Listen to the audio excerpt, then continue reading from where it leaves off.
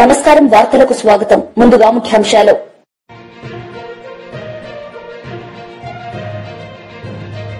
Deputy CM Pawan Kalyan press meet పలు అంశాలపై వివరణ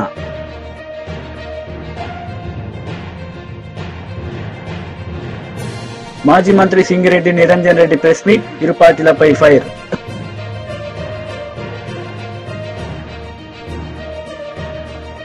deputy CM Chandrababu Naidu media సమావేశం నిర్వహించారు. ఈ సందర్భంగా పలు అంశాలపై ఆయన మాట్లాడారు. రాష్ట్రంలో మటుకు 30,000 కోట్లు ఆల్రెడీ పెట్టుబడులు పెట్టారు. ఇవి కాకుండా అదనంగా ఇంకొక 20,000 కోట్లు పెట్టుబడి పెట్టబోతా ఉన్నారు. ఇప్పుడు దాకా వాళ్ళు 12,000 మందికి ఉపాధి అవకాశాలు కల్పించారు.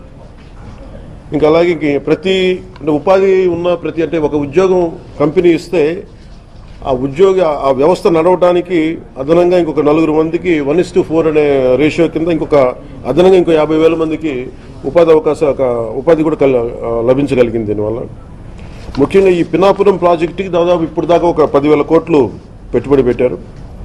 ఇంకొక 24 కోట్లు అడిషనల్గా ఇంకా పెట్టుబడి పెడతా ఉన్నారు. 2021లో ప్రారంభమైన ప్రాజెక్టు చాలా తొందరగా స్టార్ట్ చేసి ముందుకు తీసుకెళ్లారు.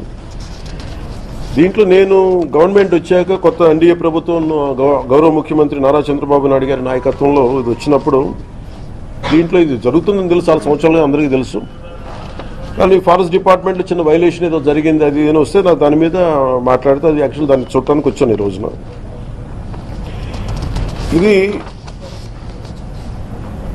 ఇది 12,000 మెగావాట్లు. ఇది ఆపరేషన్. ఈ పర్టికులర్ ప్రాజెక్ట్ ఇది దాదాపు 2,800 ఎకరాలు ప్రాజెక్ట్. ఇది పినాపురం బోత్ మన నంద్యాలలో కానీ కర్నూలు జిల్లా రెండులో కలుపుకొని దీంట్లో కంపెనీ కొన్నది దాదాపు 1,700 ఎకరాలు కంపెనీ ప్రభుత్వం నుంచి కానీ లేదంటే రైతుల దగ్గర నుంచి కానీ కొన్నది. ఈ 2,800 ఎకరాల్లో 1,700 ఎకరాలు వాళ్ళు ఆల్రెడీ కొనేశారు. దాంట్లో 365 రెవెన్యూ ల్యాండ్, దాదాపు 1,453 ఎకరాలు రెవెన్యూ ల్యాండ్ని వీళ్ళు కొనేశారు. దీనిలో ప్రత్యేకించి మన కర్నూలు ఈ నంద్యాల భూముల్లో రాళ్ళు రప్పలు ఉండి వ్యవసాయానికి ఏమాత్రం ఒక పనికిరాని అంటే నిరుపయోగం అంటే బలంగా వ్యవసాయం చేయలేని భూముల్లో ఇది గౌరవ ముఖ్యమంత్రి నారా చంద్రబాబు నాయుడు గారు గత కొన్ని సంవత్సరాలుగా గత 2 దశాబ్దాలుగా ప్రత్యేకించి ఐటీ తర్వాత ఆయన ఫోకస్ చేస్తుంది గ్రీన్ ఎనర్జీ మీద. ఆ గ్రీన్ ఎనర్జీది ఆ లీడింగ్ ఆయన మొట్టమొదటిసారి 2014లో వచ్చిన, అంతకుముందు ఉన్నప్పుడు 2014 ప్రత్యేకించి ఆ గ్రీన్కో వీళ్ళు విదేశాల నుంచి వచ్చి వీళ్ళందరూ ఈ కంపెనీ వచ్చి మేము ఇలా చేస్తున్నామంటే ఆయన ఎంకరేజ్ చేశారు. దాంట్లో భాగంగానే ఈ రోజున మనం ఇంత పెట్టుబడులు వచ్చినాయి ఇక్కడ. దీనికి సంబంధించి ప్రత్యేకించి అసలు ఏముంది, నేను ఎంతసేపు బయట నుంచి చూస్తా ఉంటే ఇది ఫోటోలో చూడటం లేదంటే సైజ్ ఆఫ్ ద ప్రాజెక్ట్ నాకు తెలియదు. ఎంతసేపు వినటం వేరును చూడటం వేరు. ఇది చాలా ఒక రాష్ట్రానికే దేశానికే చాలా ప్రతిష్టాత్మకమైన ప్రాజెక్ట్. ఇది ఇండియాలో హైడ్రోనికల్ మనకి నీటిని వాడుకొని అలాగే గాలిని వాడుతూ అలాగే సోలార్ని వాడుతూ అన్నింటినీ మిళితం చేసి ఒక ఇంటిగ్రేటెడ్ ప్రాజెక్ట్ ఇప్పటివరకు ఇండియాలో లేదు. First of it's kind. ఇది ఆపరేషనల్కి వచ్చేసింది. ముఖ్యంగా గ్రీన్కో కంపెనీ వాళ్ళ హెడ్ ఉంటారు ఇప్పుడు. అంటే ఈయన చాలా చిన్న స్థాయి నుంచి వచ్చిన వ్యక్తి. ఒక విద్యార్థిగా స్టార్ట్ అయ్యి మన యూకే లాంటి చోట్ల పనిచేస్తూ ఆయన విజన్ ఈ రోజున దాదాపు భారతదేశానికి 2.5 లక్షల కోట్లు పెట్టుబడి తీసుకురాగలిగారు ఆయన ఈ రోజు. సో మేము ఇన్వెస్ట్మెంట్ ఫ్రెండ్లీ అన్న కంపెనీ అంటే మన ప్రభుత్వం అనే ప్రాసెస్లో ఇది ఒక మేజర్ ఒక ఇష్యూ ఏమొచ్చిందంటే 365 ఎకరాలు చిన్న ఇష్యూ ఉంది బిట్వీన్ రెవెన్యూ వాళ్ళదేను అలాగే మొత్తం ల్యాండ్ ఫారెస్ట్ ల్యాండ్ 365 హెక్టార్స్ వీళ్ళు ఆల్రెడీ ఫారెస్ట్ ల్యాండ్ కొన్నారు. సెంట్రల్ గవర్నమెంట్ పర్మిషన్ ఇచ్చింది. 365 హెక్టార్లు ఫారెస్ట్ ల్యాండ్ కొంటే దానికి నేను మొన్న రివ్యూలన్నీ చూస్తున్నప్పుడు ఫారెస్ట్ డిపార్ట్మెంట్ రివ్యూస్ చూస్తున్నప్పుడు కూడా దానికి అంటే మనం ఉదాహరణకి ఒక ప్రాజెక్ట్ కోసం నేను ఎక్కువ సంతకాలు పెట్టేది ఫారెస్ట్ డిపార్ట్మెంట్లో. ఫారెస్ట్ గుండా మన పైప్ లైన్లు వేయాలన్నా, మన ఇరిగేషన్ ఏదైనా పైప్స్ వేయాలన్నా, లేదంటే ఎలక్ట్రిసిటీ వేయాలన్నా ఫారెస్ట్ డిపార్ట్మెంట్ పర్మిషన్ ఇవ్వాలి. సో ఎక్కువ సంతకాలు దాంట్లో ఉంటాయి. ఒకసారి ఇంక్లూడింగ్ గవర్నమెంట్ డిపార్ట్మెంట్ ఏదైనా సరే, నేను ఒక 2 ఎకరాలు మేము ఒక చిన్నపాటి ఒక అడుగు తీసుకున్నా కానీ ఇంకో అడుగు వేరే చోట ఇవ్వాలి. ఇది చాలా ప్రత్యేకించి ఉంటుంది. అంటే కాంపెన్సేటరీ యాక్ట్ ఉంటుంది. అంటే మాజీ మంత్రి సింగిరెడ్డి నిరంజన్ రెడ్డి మీడియా సమావేశం నిర్వహించారు. ఈ సందర్భంగా పలు అంశాలపై ఆయన మాట్లాడారు. కుదేలు చేసేటువంటి దానికి పూనుకున్నదా అనిపిస్తున్నది. ఈ అనుమానం కలగక మానదు వాళ్ళ చర్యలు చూస్తూ ఉంటే. ఎందుకంటే మొన్నటిదాకానేమో డిజిటల్ సర్వే లేకుంటే ఐటీ లేకుంటే ఎంప్లాయీస్ నానా కొరీలు ఇవన్నీ పెట్టి అన్ని పరిశీలన చేసి ఇస్తాం, గుట్టల గట్లకి ఇవ్వము, వ్యవసాయం అయ్యే భూములకి ఇస్తామని రకరకాల ప్రచారాలు చేస్తూ వచ్చి మొన్న లేదు మళ్ళీ ఏ షరతులు లేకుండానే ఇస్తాం అంటూనే మళ్ళా కలెక్టర్ల కాన్ఫరెన్స్ పెట్టి ముఖ్యమంత్రి గారు కలెక్టర్ల మీద భారం పెట్టి వ్యవసాయం జరుగుతున్నటువంటి భూములకే ఇవ్వాలని చెప్పి, రైతు భరోసా ఇవ్వాలని చెప్పి ఆదేశాలు ఇచ్చినారు.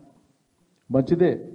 కలెక్టర్లు కానీ వ్యవసాయ అధికారులు కానీ క్షేత్రస్థాయిలో ఉండేటువంటి వాళ్ళందరూ కూడా నిష్పక్షపాతంగా పారదర్శకంగా వివరాలు తీసుకొని చేస్తే దానికి ఎవరికేం అభ్యంతరం లేదు. కానీ ఇక్కడ ప్రభుత్వం యొక్క ఉద్దేశాన్ని ఎందుకు శంకించవలసి వస్తుంది? వాళ్ళ ఆచరణను బట్టి. ఎందుకంటే ప్రభుత్వం ఇటీవల సాగునీటి ప్రణాళికను విడుదల చేసింది యాసంగికి సంబంధించి.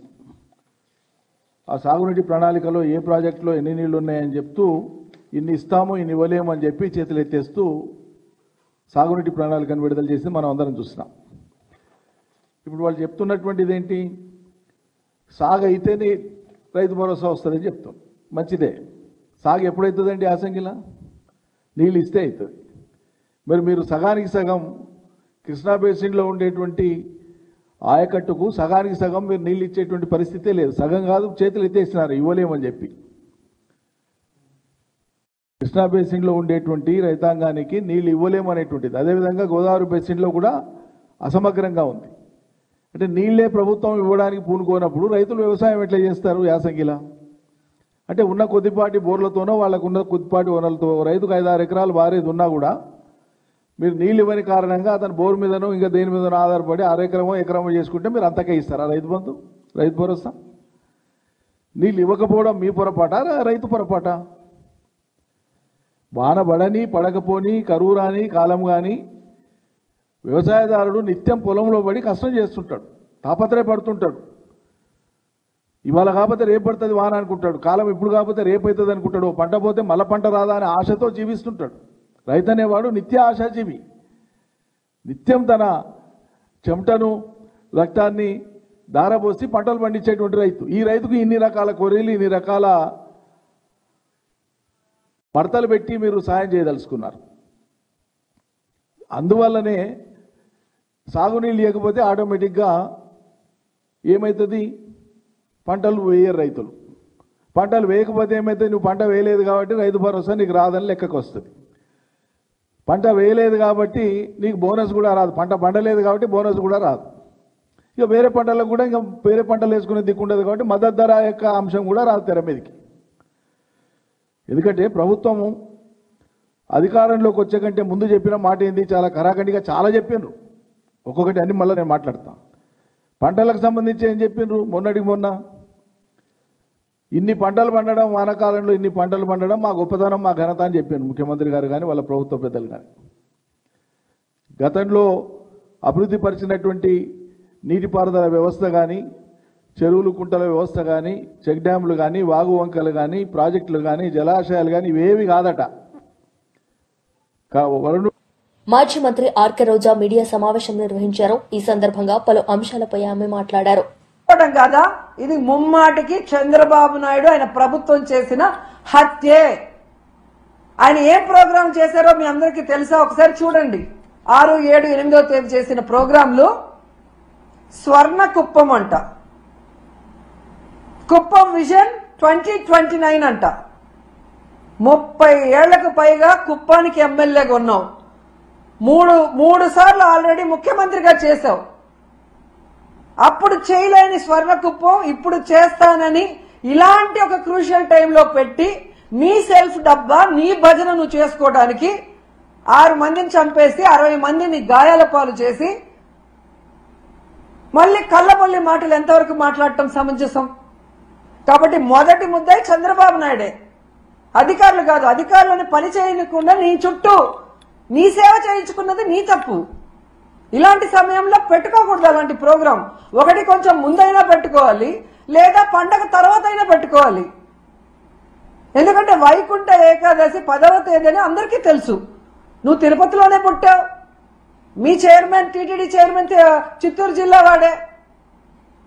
మరి మీకు తెలీదా ప్రతి సంవత్సరం ఇన్ని లక్షలాది మంది వస్తారు, వారందరికీ సెక్యూరిటీ ఇవ్వాలి, సక్రమంగా టోకన్లు రిలీజ్ చేయాలన్న ఆలోచన మీకు లేదా? మళ్ళీ సిగ్గు లేకుండా నిస్సిగ్గుగా ఆ గాయపడిన వాళ్ళని పరామర్శించేటప్పుడు ఈ టోకెన్ సిస్టమ్ నేను తేలేదమ్మా, గత ప్రభుత్వం తప్పు అంటున్నాం. మరి గత ప్రభుత్వంలో టోకెన్లు ఇచ్చినప్పుడు ఎక్కడా తొక్కిసలాటలు జరగలేదు, ఎక్కడా ఎవరు చనిపోలేదు. మరి ఇప్పుడే ఎందుకు జరిగింది? మీ చేతగానితనం కాదా? మీరు పెట్టుకున్న మీ భజన పరుల వల్ల జరిగిన తప్పిదం కాదా? ఒకవేళ అది కరెక్ట్ కాదనుకున్నప్పుడు నువ్వు ముఖ్యమంత్రి అయ్యి 7 నెలలు అవుతుంది, మరి ఎందుకు తీసేయలేదు ఆ టోకెన్ సిస్టమ్?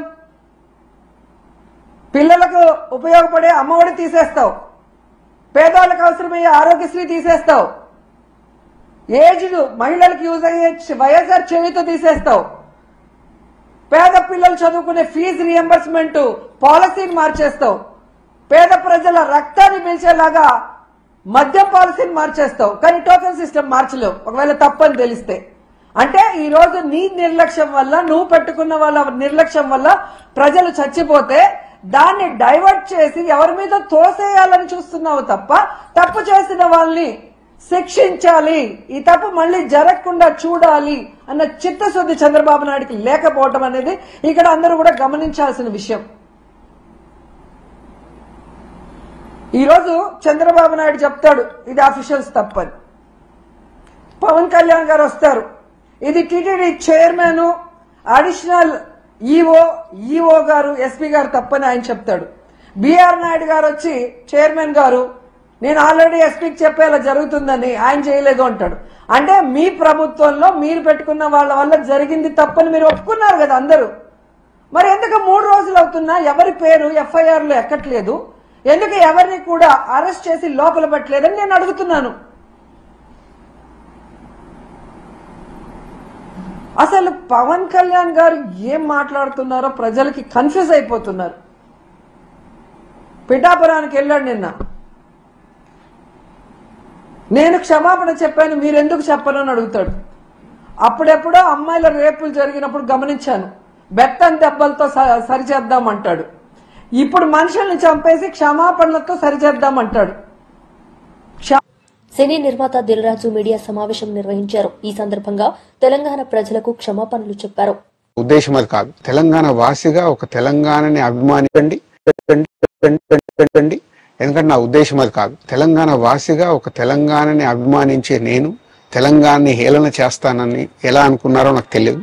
పోతే దాంట్లో ఏదైనా మీ కమ్యూనికేషన్ లో తప్పుగా అర్థమైంటే నన్ను క్షమించండి.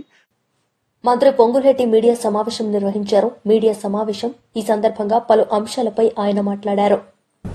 ఇక్కడ వ్యక్తులని ఇబ్బంది పెట్టాలనో తప్పుడు కేసులు బరాయించాలనో ఈ ప్రభుత్వానికి లేదు.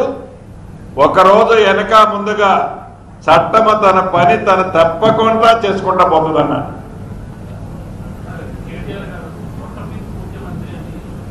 సరే, వారి భాష ఎందుకంటే వారు విదేశాల్లో చదువుకొని వచ్చారు, వారి సంస్కారానికి నమస్కారం.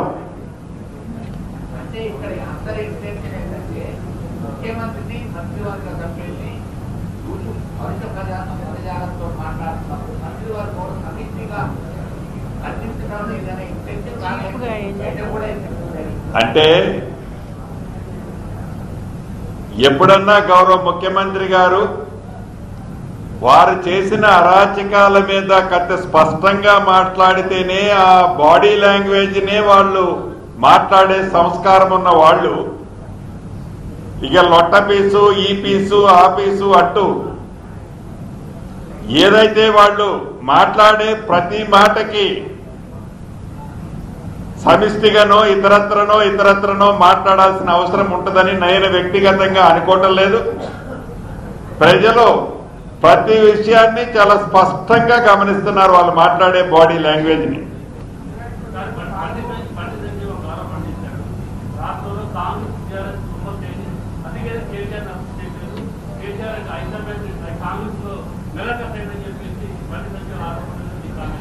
ఇప్పుడు విచారణ కాకుండా ఏ వ్యక్తిని కూడా తొందరపడి ఈ ప్రభుత్వం ఎవరిని అరెస్టు చేసే కార్యక్రమమే ఉండదు.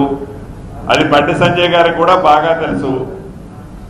ఎప్పుడైతే ఏసీబీ కేసు రిజిస్టర్ అయిన మరుక్షణం ఈడీ ఎంటర్ అయింది. ఈడీ కూడా కేసులు రిజిస్టర్ చేసింది. ఒకవేళ స్టేట్ గవర్నమెంట్ కొల్యూడ్ అయిందనుకుంటే వారి చేతిలో ఎమ్మటిట్లా లైట్ వేస్తే అరెస్ట్ చేయొచ్చు కదా. మేమేం వద్దనలేదు కదా. వారు చేయాలనుకుంటే చేయొచ్చు కదా అంటున్నా. మేము చేయలేదు, మీరు చేయలేదు, మీరు కొల్యూడ్ అయ్యారు అనేటువంటి మేము కొల్యూడ్ అయ్యే ప్రసక్తే ఉండదు. వాళ్ళు లెగిస్తే కాలు దువ్వేది మా మీద, మరి మీ మీద ఏం దువ్వట్లేదే.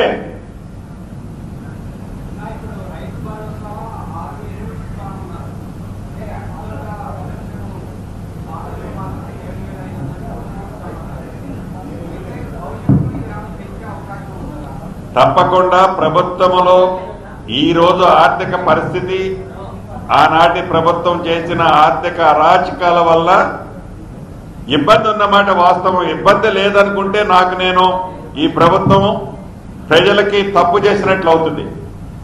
అయినా కూడా ఆనాడు వారు 10,000 ఇస్తే ఇవాళ 12,000 ఇస్తున్నాం, అంటే 20% పెంచిస్తున్నాం. వారిలాగా ఇచ్చేది దుర్వినియోగం కాకుండా సద్వినియోగం అయ్యేటట్టు ఆనాడు వారు ఇచ్చిన రైతు బంధువు గాని, ఈనాడు మేము ఇచ్చే రైతు భరోసా గాని ఎవరైతే పంట వేసే రైతన్నకి ఒక భరోసా కల్పించే కార్యక్రమంలో వైసీపీ లీడర్ మీడియా సమావేశం నిర్వహించారు. ఈ సందర్భంగా పలు అంశాలపై ఆయన మాట్లాడారు. అనేక వివిధ రూపాల్లో ఆయన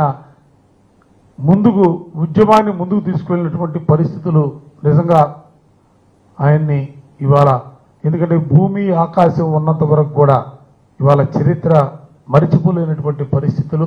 అందుకే ఆ మహానుభావుడి జయంతిని ఈరోజు వైఎస్ఆర్ కాంగ్రెస్ పార్టీ కేంద్ర కార్యాలయంలో ఆయన్ని ఆ కార్యక్రమాన్ని నిర్వహించుకుంటూ ఆయనకి ఘనంగా నివాళులర్పిస్తూ ఆయన దేశభక్తిని, స్వామి భక్తిని తప్పనిసరిగా ప్రతి కార్యకర్త కూడా, ఎందుకంటే ఒక బాధ్యతను తీసుకున్నప్పుడు నమ్ముకున్నటువంటి నాయకుడి కోసం, నమ్ముకున్నటువంటి సిద్ధాంతం కోసం, ఈ దేశం కోసం ఆయన పోరాటపడినటువంటి తపన, ఆ తపనని తప్పనిసరిగా ప్రతి కార్యకర్త, ప్రతి నాయకులు కూడా స్ఫూర్తిగా తీసుకుని ముందుకు సాగాలని ఈ సందర్భంగా చెబుతూ మరొకసారి ఆయనకి ఘనమైనటువంటి నివాళులు అర్పిస్తా ఉన్నాం. Thank you.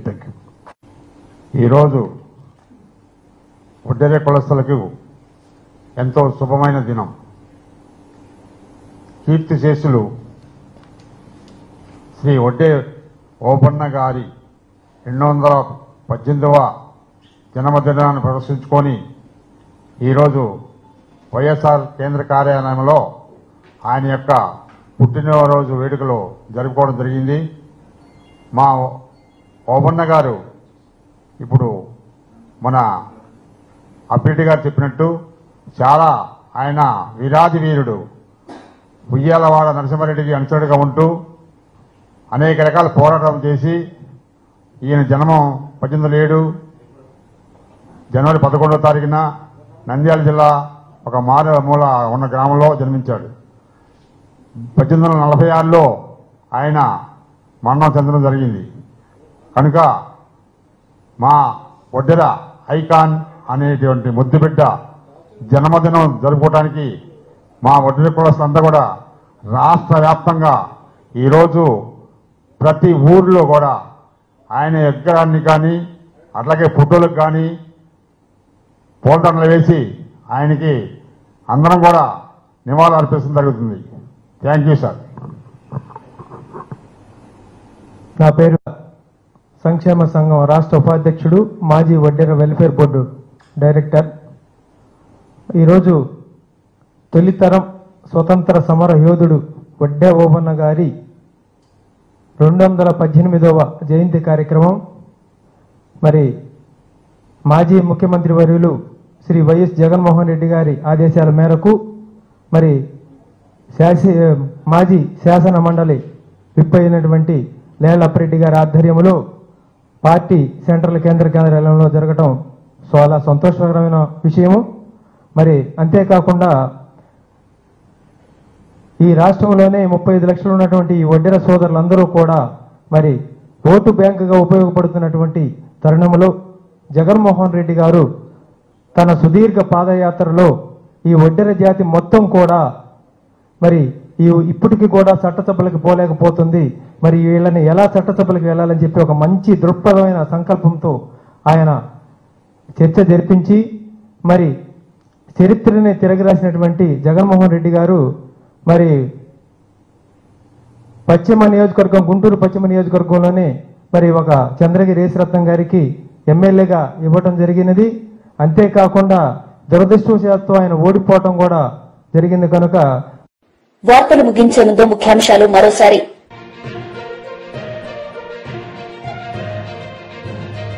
Deputy CM Pawan Kalyan press meet, పలు అంశాలపై వివరణ.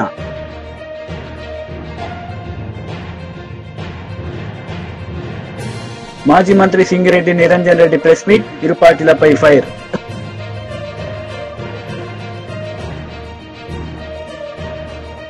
ఈ వార్తలు ఇంతటితో సమాప్తం. తిరిగి ప్రసారమయ్యే వార్తల్లో మళ్లీ కలుద్దాం. అంతవరకు సెలవు. నమస్తే.